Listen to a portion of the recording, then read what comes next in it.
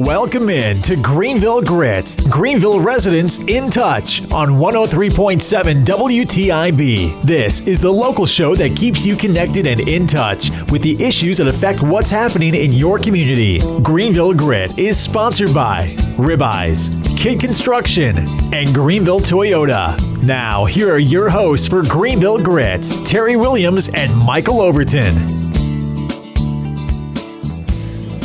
Good evening and welcome to Greenville Grit. I'm Terry Williams. And I'm Michael Overton. And Terry, we have a Michael. guest today. We're right in the absolute middle of filing season for the election seat. So Eric Anderson just filed yesterday, I believe. Yes, I did. All right, to run for the Greenville City Council at-large seat. So Eric, great to have you on the show. I know you've got some other political experience, and Yes, I do. love to. We're going to get to know who you are in the next 30 minutes. But before we get into that, we always thank the sponsors that allow the show to go on. So thank you, Greenville Toyota. If you're looking for a new Toyota or Scion or a new used car, go see Craig Ghost and the Greenville Toyota team. You can visit them on the web at greenvilletoyota.com at 321-3000 or in person across from Fresh Market in Greenville. And his name is Craig Ghost, and they got a great team, great service department. So make sure you support them. Also, Ribeyes Steakhouse. Yes. Located at the corner of Arlington and Fire Tower Road, as well as a location in Williamston. If you want a great steak, chicken, pork chop, phenomenal salad bar, a great drink list, and great, I think on Thursday nights they do the band. I know I've said this about every week. That's right. And they have the Angus Room, good for parties, so just make sure you support them. It is locally owned and run, and just a great addition to the community. Also, the Overton Group, real estate professional serving all of Eastern North Carolina in commercial real estate leasing, sales, business brokerage, property management, and residential brokerage from Wilson to the coast. So we're going to take our next 2-minute commercial break, and we will be back to speak with Mr. Eric Anderson.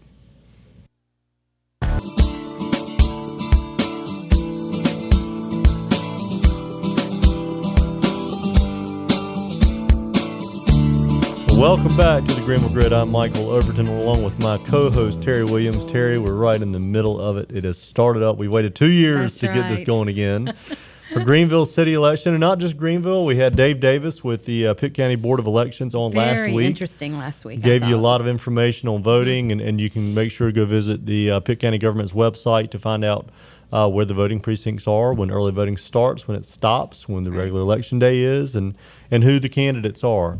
But we have, speaking of candidates, a candidate with us today, filed yesterday for the Greenville City Council at-large seat, Eric Anderson. Eric, again, thank you for coming on the show. Thank you for having me. This is awesome. Thank you. Who is Eric Anderson? Who is Eric Anderson? I am a former Marine, Marine Corps veteran. I'm an ECU grad. I've lived in Greenville ever since graduation in 2007. I went into the Marine Corps. I was there for 5 years, mostly at Cherry Point. So I had an apartment actually in Greenville while I was stationed at Cherry Point. It was a rough commute when you had to PT at 5 o'clock in the morning because it was a nice little hour and a half drive. No traffic, though. Yeah, no traffic except for deer, which is a scary in itself. And I had a beautiful red Camaro Z28, and boy, they love to jump out in front of that thing. So. Well, so you were in the Marine Corps, and I believe you work with your local. You do business. Well, you work with the local business or Schwann. It's not local business, but you're a manager for them. And so, talk about who you are and again what you do. Let's see. When I first graduated out of East Carolina, I opened up the Kohl's that's here in Greenville. We got that up and running. We hired about 250 people out of about 2,000 applicants. We did that at the convention center. Well, not the convention center, but the Hilton. Right. And then after that, I kind of got that going, and I got a promotion through Walmart, and I was a co-manager here at the Walmart here in Greenville, and that was an exciting time. I had 500 associates that worked for us, and we did about $120 million in sales, which is huge. Yes. Which spurred all of these other Walmarts to open up. The one over there on 10th Street, and then we had the 3 neighborhood markets recently open up, so that grew. I got the opportunity to work for Schwann's. The hours are excellent. I do my own schedules, and there isn't a time when I have to be in, and I can move things around, and I love that versatility in it. And what does Schwann's do? Schwann's does a company is lot that? of different products. We do like Freshetta and Red Baron and Edwards pies, Mrs. Smith's pies. We make And all that's those home. products. They do home delivery. And then right? we also do home delivery. That's Okay. correct. Okay. That's And the trucks you see in the neighborhood. They bring ice cream yeah, and everything. I'm do trying they? to bring that back. Actually. Okay, I remember seeing remember that. that It now. used to be yeah. ice cream trucks, right? And Okay. I'm trying to bring them a home delivery service here in Greenville. Right now, it's through the mail, which is a horrible thing. I hate saying that because I want people to go online and buy our products, Right. but the post Just makes office it is tough. horrible at Yeah. deliveries. So You're not going to make any friends to the postal service around here. it's not okay. really their fault. It's just that it's Well, dry. it's called snail mail for a reason. Well, so. that's right. Yeah. It just doesn't work. It's not something that should be through the mail. It really should be like we had it before with the Right. trucks.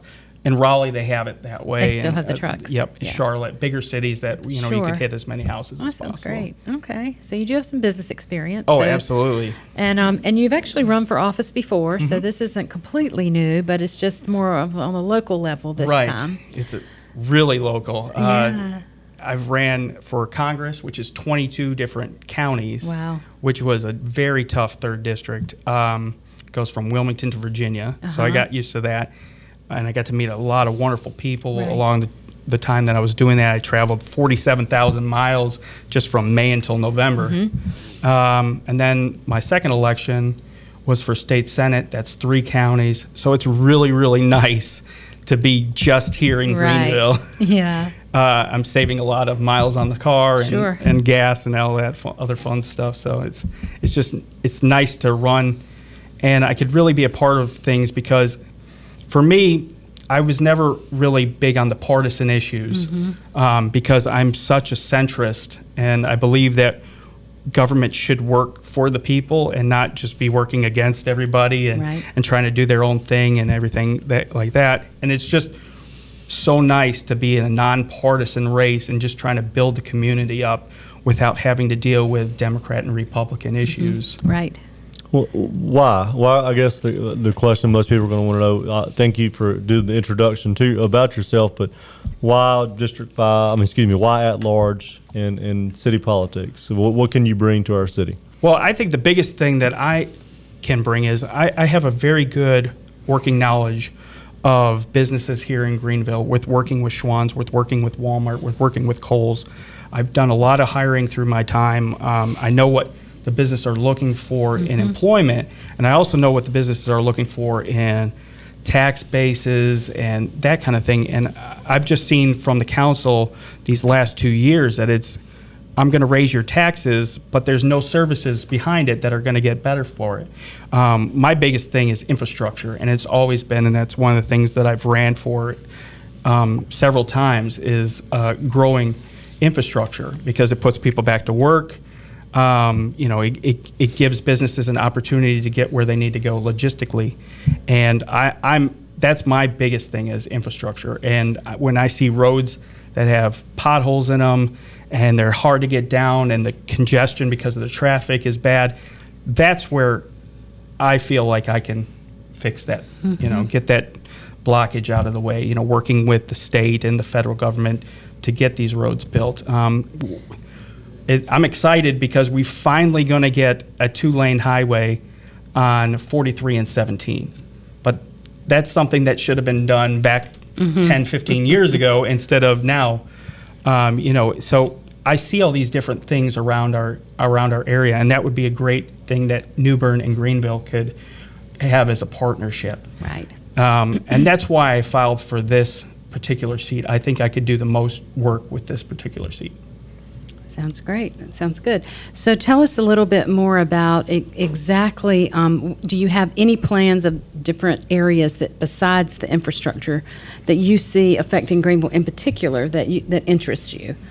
I think one of the biggest things is trying to bring jobs to Greenville. And you can only do that if the jobs know what they're going to be paying in taxes for the next 5 to 10 years, because they have to work on their books a lot. Right. And your biggest expenses are obviously labor, but you also want to have some kind of knowledge of where is my tax base going to be in the next 5 years? How much am I going to have to pay in city taxes? How much am I going to have to pay in state taxes? And when you don't know that, And when your city taxes keep going up and up and up, they don't want to move here. Right. And if they don't move here, people don't get better jobs. They don't Right. make more money. More money doesn't go into the pot. Well, Eric, I think that's one of the frustrations I've had. I think at the end of the day, all of the candidates want the same thing. We want a great town for people to live in, to work in, to play. And you hear everyone say, live, work, play. And that's great. We just have drastically different ways to get there. And we wouldn't be able to let you off easy today because your opponent is going to have an opportunity if he wants to come on the show to respond to our inquiry. So the biggest thing is, what I know you're running on the infrastructure side of things, and that's what you want to say. And roads are a huge argument right now. We can talk about the bond thing if you want, but I guess I need to, and the public needs to understand what is going to set you apart from the council of the last 2 years. I think the biggest thing is vision for the next 5 to 10 years, because we all have to understand that ECU is not growing right now. It's actually shrinking in students because, less people are going through with, you talked about before the show, you talked about how the federal government with housing loans. Well, it's the same thing with student loans. That's going to decrease too, as we've already spent our max. I mean, the federal government, we're at $17 trillion in debt. I mean, we can't keep doing this. So those student loans are going to start getting kicked back. Right. So I see we need something else besides just ECU to grow our city. Otherwise, we're going to be one of those stars that kind of just goes out. And Right. No roads go into Greenville, meaning that we don't live along 95. We're not Wilson or Rocky Mount, even though that those are struggling cities as well. But we don't live along 95 or I-85. We don't live along those cities. So what's going to bring people to Greenville?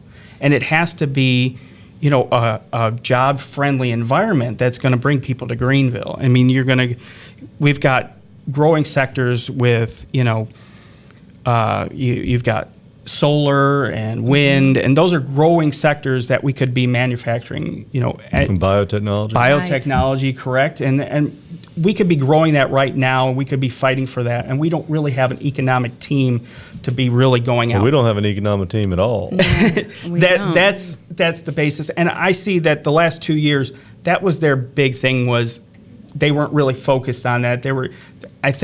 I'm not even really sure what they were focused on because their vision really wasn't clear. Are you in support of a economic development department within our city? Absolutely. Because your opponent voted against the formation of that department. I'm totally in support of it because I know what kind of jobs that it brings to this area. And especially, that's the only way that you grow a city is through jobs. I mean, you don't grow a city through anything else but jobs. I mean, you have to have the jobs there to pay for the houses, to pay for the parks, pay for the supplies. The extra things the things that we want to do.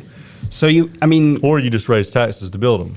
And that's kind of what they've done over the last 2 years. That's exactly what they've done. So, I mean, it's one of those balances. Terry Boardman, I know he's filed for District 4. He Yes. said 10 increases total. I think so. I know we've had three proposed That's tax right. increases, 2 successful, That's right. and I think, but 10 fee or tax increases total in 2 years. in 2 that years. city council has had. So It seems like that's the answer instead of, delving into the budget, trying you to see don't where know the how to cutback, grow when you don't know things, how to that's what do you get. things. And this current council, the 4 voting majority, so to speak, doesn't know how to grow the economy, and we're seeing that happen. So instead of looking for ways to do that, they've just raised taxes. And I think people are tired of that. They want to see more, like you said, more vision, more plans of how can we encourage businesses to come here so we can increase the tax base and offer more jobs. And it really is all about jobs. It is about in every way, in what you spend in the stores, in the grocery, in your housing, in your recreation. Every department depends on how many jobs are here and how people can, continue to work. And that's one of the things that I bring. You said specifically, what do I bring against my opponent? And he doesn't have that business background. Right. He's been in a government job his entire adult life. Right. He's been collecting what we've been giving to the state and the federal government all this time for our labor. That's what he's been collecting. I mean, it's a pretty secure job to be an ECU professor. Oh, absolutely. The only way they're going to see a change in their income is if they have to slash positions, and if he were to be one, or Marion or whoever else The only way they're going to see that a down economy affects them is if they have to pay more for their hospitalization or do something, something changes like that. Otherwise, they're not going to really see or be hurt by it, like we are in normal jobs and normal ways of trying to grow our the economy. business, when the economy slows down, we don't avoid pay raises. We get pay cuts. We get cuts. Absolutely. And unfortunately, most public sector jobs, and I've been very careful with that, but most public sector jobs, generally, they may not get the increase for a few years, but they generally rarely get Right. cuts. And as good as we think things are going right now, and they are better, it is still very slow here. It's not what we need for it to be. It is not what it was in 2005, 2006, and I don't believe, because we have a closed-minded council, that we're even getting the opportunities to grow the businesses like we should. I think that they are going to overlook us and go to other places that are thriving and more open-minded to be in business friendly. And that's what been doing the last 2 years. Is we had the Volvo plant that wanted to work here, and they just go, "Whoop, we'll go somewhere else." But you're talking about the state level here, and I think city level, it's being out there, and that's why, again, going back to the economic development department, it is so important to have a very, very strong leader within that department. Otherwise, no one is reaching out to these possible companies that are looking in. And That's right. Generally, Pitt County ED goes after your industrial users. Right. Where Greenville Economic Development went after your call centers That's right. and even the retail stores. I mean, we should be bringing textile companies back to East Carolina. That's really the biggest industry that we lost, 20 years ago, that Right. needs to come back, and it's going to come back. Well, hopefully the Millennial Campus will help that. Hopefully. Absolutely. Right. Right. And it's important, and we surely don't discount the importance of ECU, like you said, or Vidant, but everybody can't work there.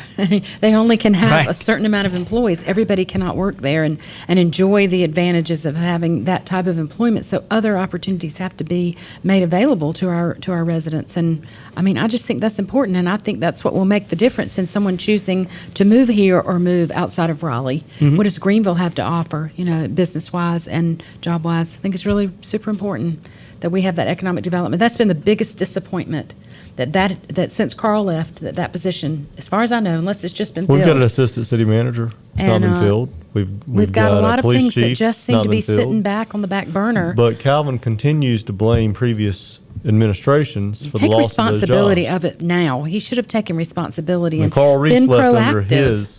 Exactly. Chief Hayden left under his. I've not seen this Chris Padgett council left under proactive about getting these jobs filled. I'm just not seeing let's be it. real about this. Alan Thomas is the mayor, Right. but Calvin Mercer's calling the shots in our city It's obvious. It's been because it is obvious. it's a 4-2 block. That's right. He is the mayor pro tem, and he's the one with the votes because they follow him. That's Like right. little school children. They where he goes, they follow. Every one of them. And I'm going to say their names. Cross Creek, Blackburn, and Smiley follow Calvin. I think only one vote has Cross Creek gone against Right. him, and that It's was on the been disappointing. grandfather clause. But of I the haven't 4-2 heard vote. any of them, or especially not Mercer, speak up about what are we going to do? How are we going to move this along? How are we going to fill these positions? What are we doing about economic development? He hasn't said anything about it. They're just sitting back, just waiting, Well, just here's sitting what back. Calvin needs to do. Calvin, listen up. You need to show us what you've done over the last 8 years. Yeah, because to I'm be not reelected. seeing it. Now, I am seeing a lot of things I do believe that Alan is doing for our local economy, and he's been involved. Well, he's out. He's out shaking there. hands. He's at Harvard this entire month. I know. mean, you can imagine the number of people Yes. he's meeting up there. Which is awesome, And those putting it out there. relationships do bring people back to look at Right, Greenville. but that's what I think you're going to find people are looking for in this upcoming election is they want to change. They Absolutely. want something different. They want somebody engaged in what's going on, just not sitting back saying, well, we can't do this, let's just raise taxes.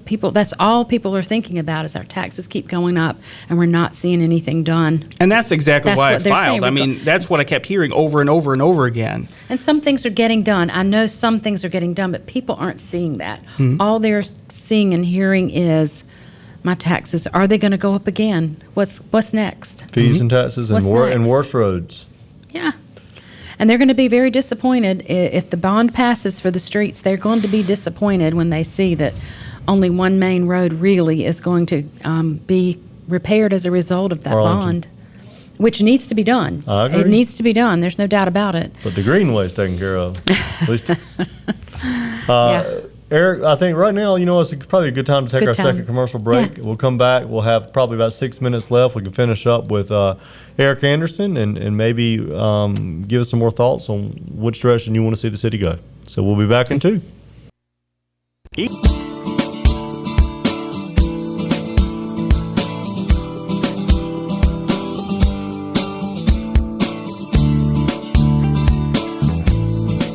Welcome back to our show. We've had a lively conversation today getting to know Eric Anderson, who will be running for the at-large seat against incumbent Calvin Mercer this upcoming November. We appreciate you being here today and sort of letting everybody have an idea of what you're all about and why you want to run and represent Greenville at the at-large position. So is there anything else you might want to share today with the public about why you're here and what you want to see happen and how you want to get there? I mean, I just want to get things done in Greenville. I mean, I'm seeing Greenville slow down a lot over, my 10 years being here, especially out of school. Because when you're in a school environment or you're in the Marine Corps, you don't really see it as much.